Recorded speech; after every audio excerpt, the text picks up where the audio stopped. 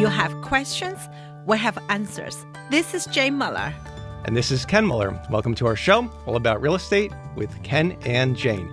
Well, Jane, today's show, we're going to go in search of tanks. Wow, tanks. Okay, searching for those underground tanks. No, in all seriousness, buying a home, it requires a lot of inspections. And one of the important things to check for, or could be, is the presence of underground storage tanks, because they can be quite costly. And, you don't want to buy a home and then find out that there's an underground storage tank on there. I have to say, I don't know many buyers or buyer attorney or buyer agent wouldn't recommend a buyer to do the tank swap and compare with you're buying a big house, right? And it's a big investment. The cost of just doing the swap, the oil tank and swap is very minimum. So for the peace of mind, we recommend all our clients do the tank swap. Even though I remember even the brand new construction, right, back a few years ago, the buyer said, oh, this is all brand new construction from 2000 that time. And that was 2010, I guess. And the lawyer still asked the buyer to do it because he said that was a farmland. Who knows? You don't know the history, right? Yeah, who knows?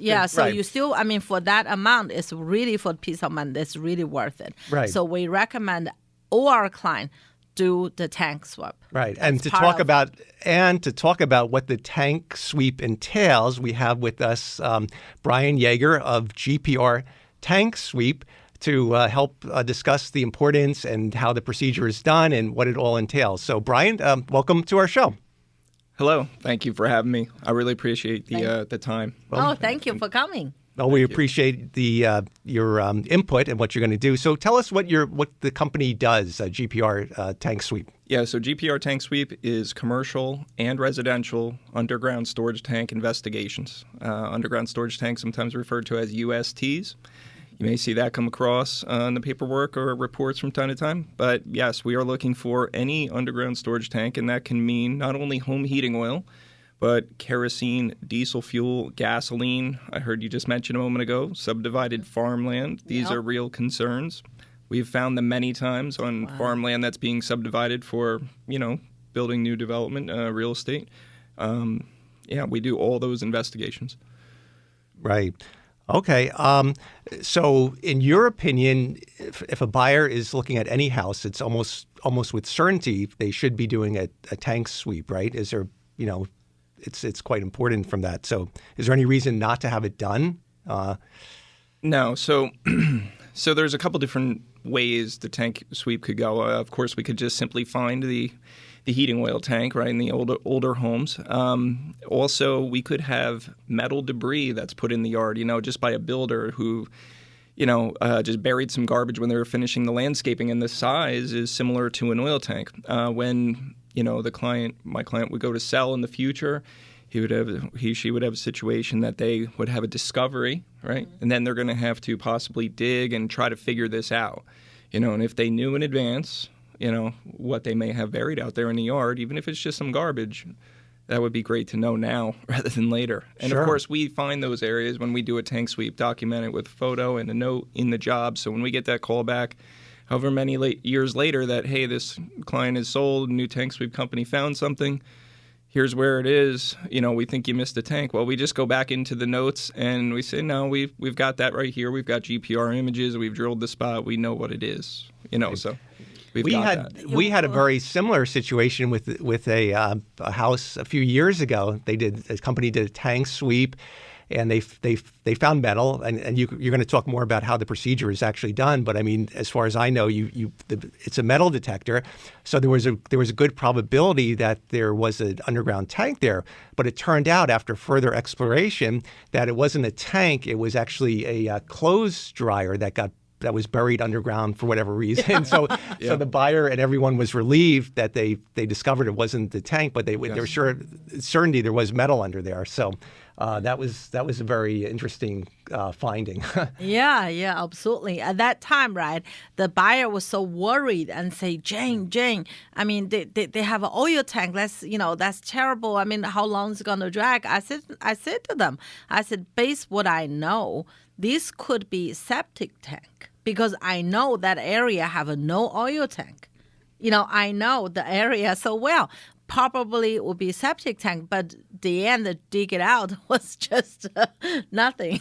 Just like you said, the trash in there. Yeah. So yeah. We find all kinds of other things as well. So I could clarify a little bit on how we do it different and how we can really help avoid some of what you just mentioned where you had something found, but it was not an oil tank. Well, let's backstep and give the listeners an overview of how the tank sweep is done in general terms, and then you can distinguish what you do different than, or an extra to help the consumer. Yeah. So traditionally, the tank sweep in the real estate industry is an inspector shows up on site. He'll do a visual inspection in the basement, looking for any signs of previous oil use, abandoned feed lines, anything related to oil use. And then head outside, do a 30-foot perimeter, 50-foot perimeter, whatever they're specifically, going to do with just a metal detector. Mm-hmm. They find a metal anomaly. They put down some paint, some flags, or most recently I find nothing. They just have a photo in a report. There's no actual mark out on site. And that's where their investigation ends. So we found some metal, right, in this investigation, but the job really isn't done because what the customer wants to know is, do I have a buried oil tank? Not a little bit of garbage, not a little bit of steel reinforced concrete pad that was buried. They want to know what they've got. So we go about things completely different. So we do a 5-step process. We're going to start with the visual inspection in the basement. We're going to look for anything related to oil. Typically, day in and day out, I find abandoned oil feed lines, literally the lines that brought the oil from the tank to the furnace. Mm-hmm. They're cut off at the wall, they're cut off in the floor, wherever they may be, but I have line tracing equipment. This is step 2. Step 2 is line tracing. And specialized equipment that we hook onto the feed line, because copper is conductive, right? So we're going to send a frequency out that line, use a separate tool, a receiver, and pick up that frequency outside and know exactly where that line is going and where it ends, whether it be under the driveway, under the porch, under the new sunroom that they built on top of a decommissioned tank. We use line tracing to make that determination. Furthermore, line tracing is great because we have an endpoint of a line, right? And then if there was a removal, like I have no tank at the end of that line, now we have a spot where there was a tank. So if a customer chooses, because there's no closed permit for a removal and no documentation, this might have been an improper removal, not done by the book, right? Yep. So they might have a dirty, oily mess down there. So now a customer could at least know, okay, here's where it was, and this is where we could do some soil sampling to know what we've got. So that's step 2, line tracing. And let me just ask you one thing on that. Then you also have the issue of the line itself being still underground. So there could be some dried up. There could be some dried up product or oil within that line. So that could become of concern too. Yeah. So the line itself would hold just a minimal amount of oil. It is something to consider if the line is super long and it's been draining back, maybe under the foundation or whatever. But the main concern is the hundreds of gallons that leaked out during the tank's life. So the third step we would do after we do our line tracing, metal detection, we standardly do a 30-foot perimeter. We do whole property sweeps when customers request it, situations where there's a previous structure that was taken down. If it was farm use, alternative use, we're going to do a whole property sweep. We recommend that to people.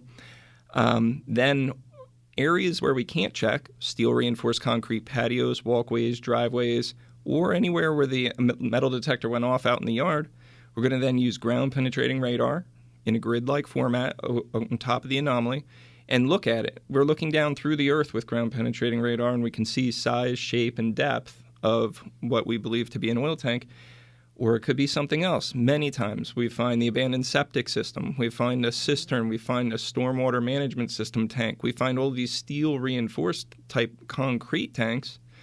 And obviously that's not a concern. That's what we're looking for. We're worried about that oil tank. So then if we do see an oil tank-like structure, it looks like it, could be one, right size, then we do rod probing. That's our 5th step. 5th step is rod probing, where we're going to literally drill down, touch the anomaly.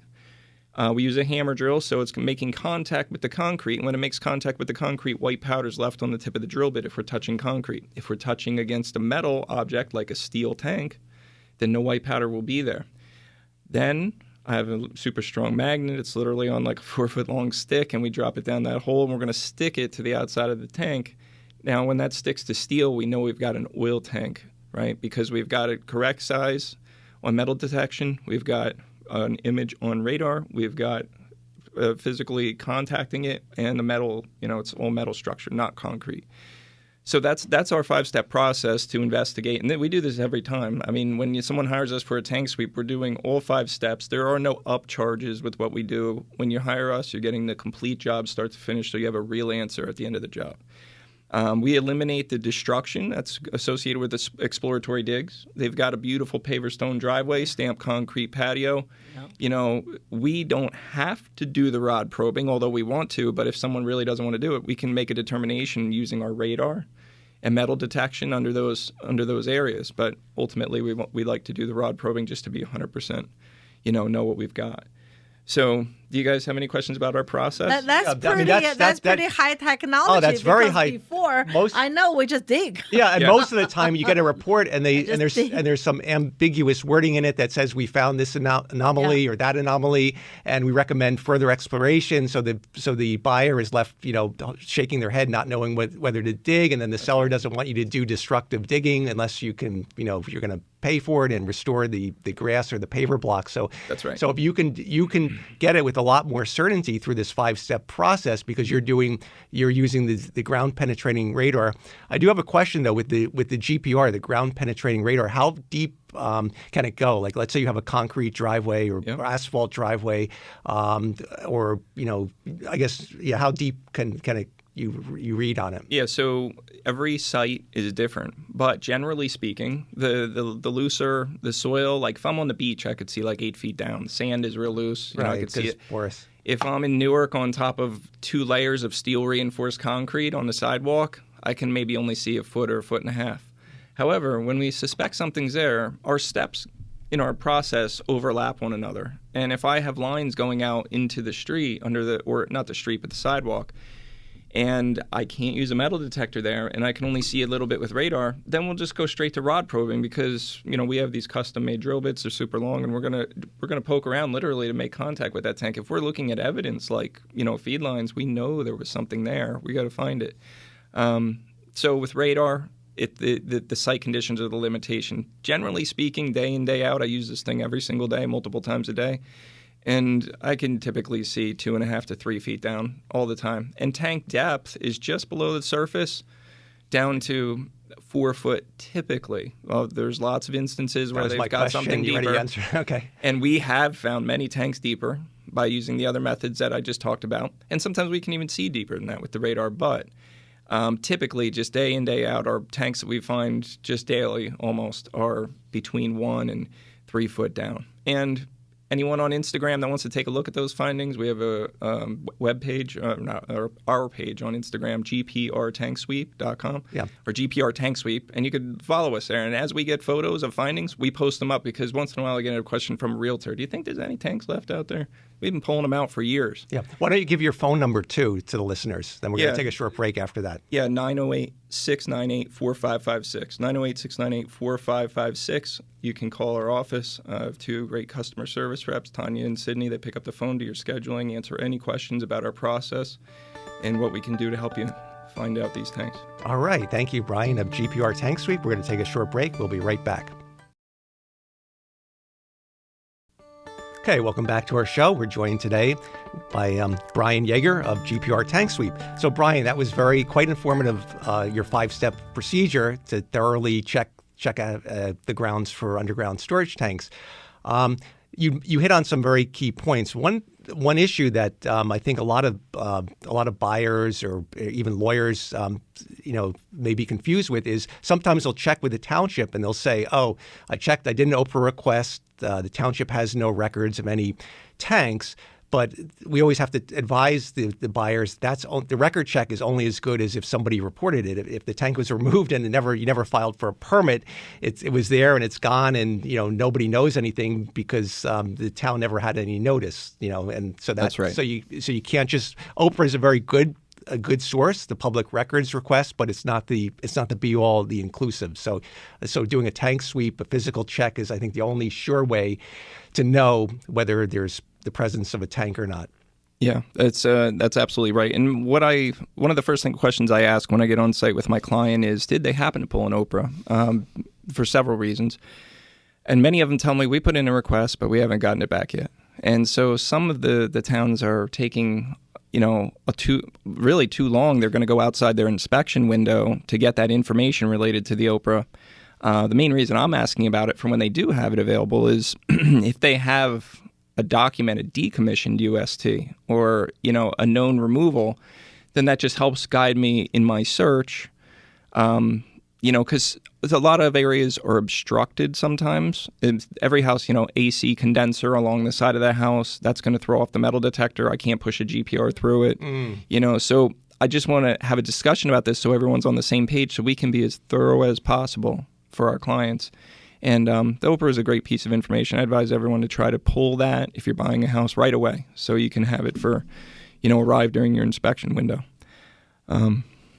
Absolutely, yeah. It's a free thing, and sometimes the Oprah requests are limited by the township. A lot of times, so that prior to a certain year, the records were all paper records, and the township moved. There was a flood, there was a fire, so sometimes the records get displaced. But now everything is electronic in the last 10, 15 years, so it makes it a lot easier for the record keeping.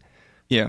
So, well, one thing on that real quick. If you get an Oprah back that's only, let's say, the last 20 years, we're really looking for older than that. I am anyways for my oil related. Okay, so you can go back to the town and say, hey, I've got the last 20 years. This seems to be incomplete since this house was built in the 40s, let's say. And then they'll say, okay, give us a week or so. They got to go back down into the paper records in the file cabinet in the basement, thumb through, and now scan everything, but they need some time. But I've had several clients come back to me like a week later and say, yeah, I was able to get that. I just had to ask them for it. Right. So, but the furthest the records would likely go back would, I think, be the 80s, because up until that point, I think tanks weren't really regulated, right? People were allowed to dump oil in the ground, and, it was just after the DEP originated in the 70s, and I guess the regulations came out, regulating the tanks, right? Well, so I've had several go actually back just for a permit for installation. Even older, 50s, 40s. I've had a couple customers that actually had that and were able to produce that. So, that surprised me as well. Okay. So you'd be surprised what you find if you can get a complete report from the town. Yeah, it's great. If you can get it. But you mentioned, you hit on a very good point. If there's AC condensers and other objects where a tank could be buried beneath that, that's a very tricky thing. I guess you'd have to then look on the inside of the basement and try to see if there's evidence in that particular area, if there's any lines or things that could give you some evidence that there could have been a tank right in that one spot that you really can't get to with the GPR. Yeah, that's exactly what we do. We're looking for other evidence. Also, metal detector is going to be going off a good 24 inches away from the side of an AC condenser. So that's where, again, GPR comes in. We can grab that tool. It's about the size of a small, push mower, lawn mower. And we can literally run that next to an AC condenser if we feel like there could be something below and get an image of what's going on below. Sometimes I just had one recently about a month ago. There was a set of oil feed lines cut off and abandoned going straight out directly underneath an AC condenser, and there was just shrubbery and stuff that stopped me from scanning. So we just documented all this. They had no permit, closed permit for removal. So by everything we know, what evidence we're seeing, there could be a tank sitting there. So we simply, request, hey, have this AC condenser moved, take away these couple shrubs, we'll come out and do a revisit. This is just, we're not trying to be a pain in the butt, but we're just trying to do the most thorough job possible for our customers because, you got a leaking tank, and that's just a big deal. You don't want to do that, go down that road. So we've had to do that before. But one thing I get asked all the time, I just want to do a brief overview of the history of oil tanks in New Jersey because there's, a lot of people ask me. So in the 30s, people came off of coal heat and got oil heat, as they could afford to do it, as there were people in the area that willing to install the equipment and refill the oil tank. The 30s is when people got oil, right? So that is when they would also put tanks in the ground. They would dig a hole, literally put it in the ground. This went on all the way to 1990. 1990 was the year that they stopped, as far as I know, in New Jersey, that they stopped burying the oil tanks. They realized this wasn't a good idea. we've got some problems here, and we probably shouldn't have done this, and let's not do this anymore. So that was the year. So if you think about the decade after decade after decade of oil tanks that were going in the ground every day in New Jersey, there's a heck of a lot of them still remaining out there. The thing that also people don't know about is these tanks had a lifespan of about 30 years. I've been told by some people that these were engineered to last 30 years by the quality of metal, the wall thickness of the tank, and so on. So if a tank was put in the ground in the 30s, it's rusted out by 60s, it's leaking oil out, it's leaking water in. The oil filter at the boiler is filled with water, and now the boiler won't light, so the home has no heat. So what's the solution to this? And more oil. Well, no, get another oil tank, right? Because your tank's bad. So it just put another one in the ground, right? So I've found up to 3 separate oil tanks on one single property before. That's my record so far, all at once. 3 separate oil tanks. Twice, 2. I had one property, had 2. Yeah, and all the tanks back then were not double insulated. Even the Yes. gas station tanks were just single wall tanks for the most part. It's just a single layer of steel. So when that rusts out, it leaks. It's that simple. So the other thing is when they see that above ground oil tank in the basement, unless the home is newer, that's probably the second oil tank. If you've got a home from the 30s, 40s, whatever, through the 70s, and you have an above ground storage tank in the basement, and it's newer, it doesn't match the build date, by its looks and its style, that's probably the second oil tank. The first one is buried outside. A lot of people I speak with, they say, "Oh, I have an above ground storage tank. There's nothing here. I don't need to check." That was probably the second tank. So always be aware of that. Just I can just advise people, just have a tank sweep done. You're spending a lot of money for a new property, an investment really, and we got to find whatever's out there. It's important to find it because you don't want to inherit the liability and also the cost. I mean, the cost can range depending on the extent and the type of contamination and whether the contamination, got from the soil to the groundwater, and if it's oil, but still it can be costly. It could be thousands and thousands of dollars, right?